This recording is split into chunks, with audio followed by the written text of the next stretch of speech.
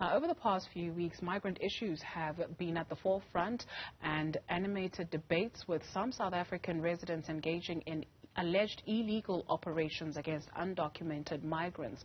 Last week, the EFF's Julius Malema caused a stir when he inspected the ratio of employment between South Africans and migrants working in restaurants.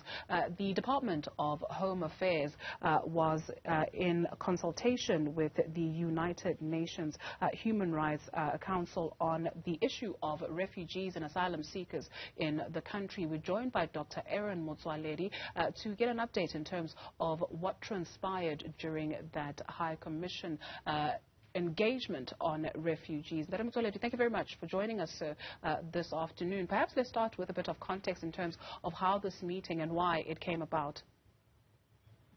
Thank you. Compliments to you. And to you, sir. Let me make a small correction. We were meeting the United Nations High Commissioner for Refugee, not Human Rights Commission. Thank you very much. It was the High Commissioner for Refugee, the United Nations body that is responsible for refugees and asylum seekers.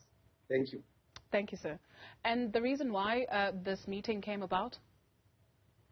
Yeah, we agreed on the meeting last year as a follow-up of several issues that we are doing. The lady we met is the Assistant Commissioner of the United Nations High Commissioner for Refugee, responsible for protection. So the issues of how refugees and asylum seekers are protected all over the world, they fall under her. We're going to have a meeting about such issues and the type of help we are getting from United Nations and the clarifications of certain things that many people do not understand or abuse, like, for instance, the issue of statelessness. What is statelessness and what is it that people do not understand about that issue? You may be aware. So firstly, we agreed on 7 outcomes from the meeting. One of them was this issue of statelessness.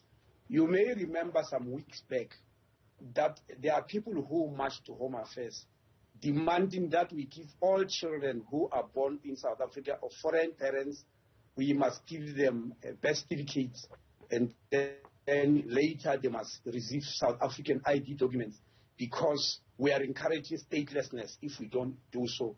I came to the media to explain that it's not like that. Many people didn't believe me. Now, on the outcome of statelessness, if I may read it, the United Nations High Commissioner for Refugees agrees that South Africa is not obliged to grant citizenship to every child born on South African territory to non-South African parents, unless there is an indication that it will lead to statelessness, in line with the 1961 Convention on the Reduction of Statelessness. In other words, they are clarifying that just by virtue of born in South Africa or in a particular country does not necessarily mean you suddenly deserve to be a citizen of that country or to deserve documents of that country. So that matter has been clarified. The document we issued is written in black and white.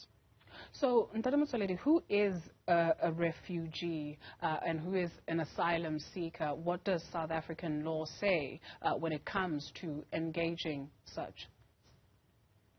Refugees and asylum seekers are determined not through South African law only. They are determined in our case through the Refugee Act of 1998. But that Refugee Act is the domestication of an international law, the United Nations Convention of 1951, which South Africa ratified in 1996 rather.